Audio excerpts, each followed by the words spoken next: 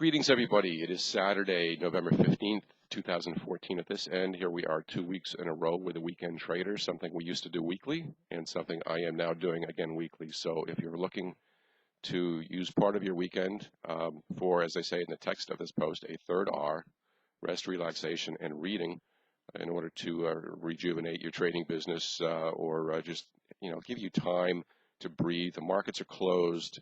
Nothing to be concerned about in terms of planning other than planning your education in terms of what additional tools can you put in your toolbox to put you that farther ahead of everybody else.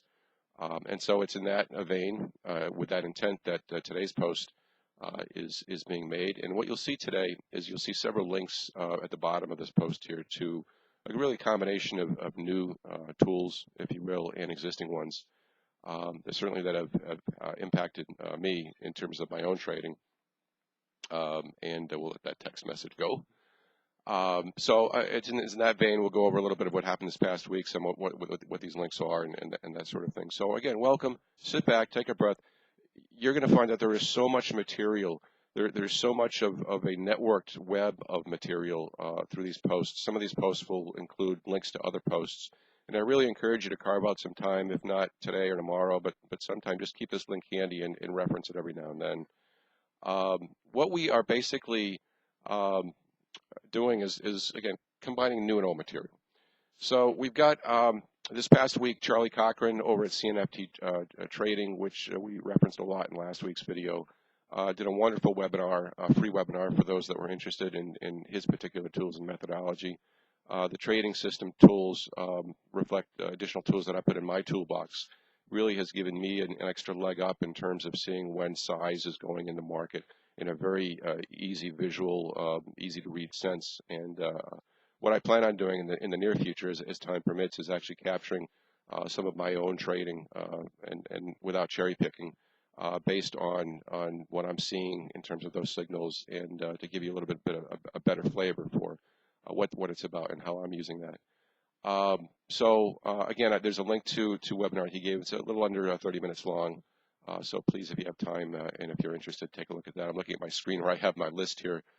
I also have a link to Dr. Alexander Elder's new book, New Trading for a Living, which I picked up this past week. Sometimes I get the Kindle version, save a little money, right? But this time I decided to get the book value, the book version, because I thought I could make notes, and it'd be good for my physical library. And there's so much great in here. I'm only about 30 pages into this, but again, a lot of for many of us, a lot of confirming principles in terms of the way that we look at the market, as well as some again new ways to look at it. And I'm looking for a particular sentence here, but anyway, it talks about some of the myths, and we've largely been about myth busting here for the past decade or so in the trading industry. One of the myths talks about the undercapitalization, the myth of undercapitalization. He makes a comment that says trader's not undercapitalized, his mind is underdeveloped, which I just thought was so key. He also reminds us that trading is not only a zero-sum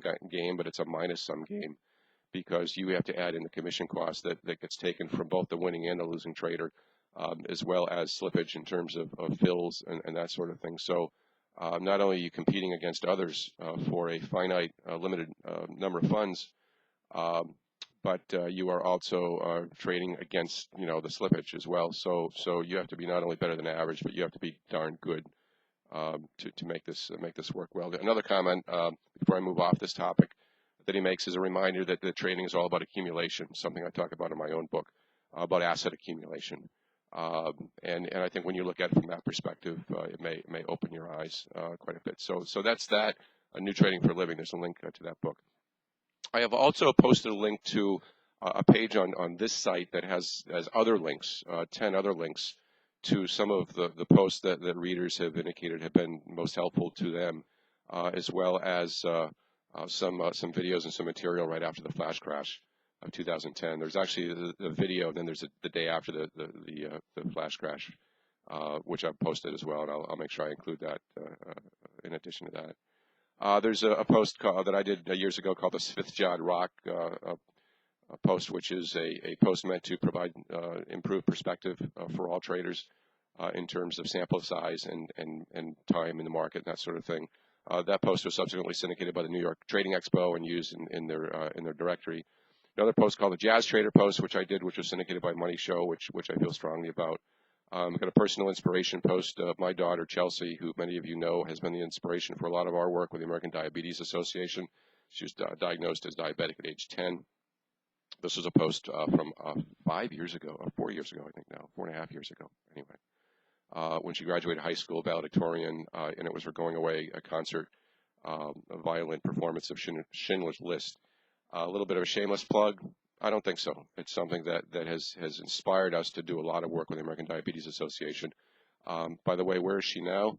She just graduated Tufts University in Medford, just north of Boston, and she is working for a company that manages clinical access trials for pharmaceutical companies. I get chills as I say that, only because of what she's been through. She's, by my count, has been pricked with close to 30,000 blood tests, needles, pinpricks, insulin shots, whatever you want to call it, since the age of 10. And this is a guy that doesn't like to get numbed up at the dentist when he goes there. So, kind of a little fun thing, but that was very, very important to me anyway.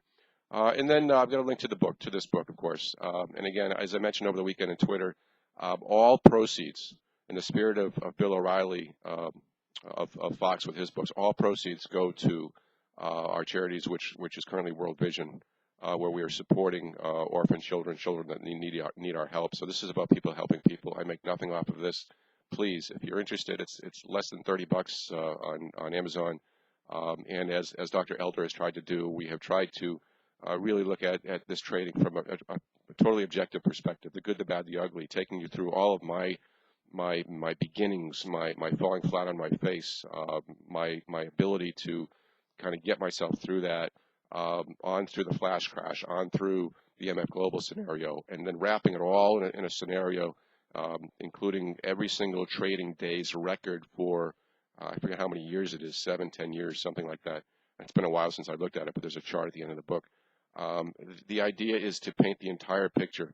Again, I think Elder's doing a great job of it as well, paint the entire picture of a trader's life and a trader's career. I had a discussion with a very good friend of mine this past week in terms of how those of us that provide tools and education in this business, there's a fine line when it comes to marketing, because as Dr. Elder points out in his book, again, it's a minus-sum game. The majority of everybody that touches this business from one angle or another is going to lose. So, we as participants and we as those who help participants have to do what we can to make sure, again, that we're in the tiny minority that succeed, because you can have this group that washes out, and we don't want you to be one of those. And again, as I've often said, it's a razor-thin line between extreme mediocrity or consistent losing and incredible success. That line is razor-thin. But we run a risk in this business when it comes to marketing. Everybody wants to sell their products. Everybody wants to sell their services. Everybody has faith in their services, which is a wonderful thing. There's a lot of good stuff out there. But we have this line that's very, very difficult to cross, letting people know that these tools are available versus coming across as self-serving and guru-ish. And we try our best not to do that, but it may happen from time to time, and it's something that we just need to continually be aware of at our end. Everybody has bad days. Everybody has losing trades.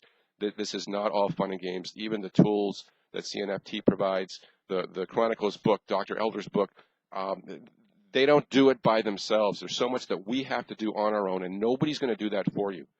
So, find the tools that are helpful, but then you have to use the tools. Power Tool is great, can do a lot of things, but unless you know how to use it, unless you have control over yourself and control over your demons, and only you know what those are, we can't really help that much with that. We can point you to certain things, but as Dr. Elder points out, there's a lot of people, there's a ton of weight loss stuff out on the markets, yet this country is vastly fat. This country is vastly overweight, despite all the tools out there.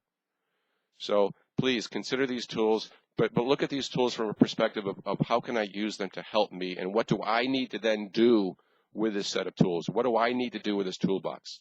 God bless you. Have a great, great weekend. Rest up. Try to get some reading in, and we will see you next week. Take care.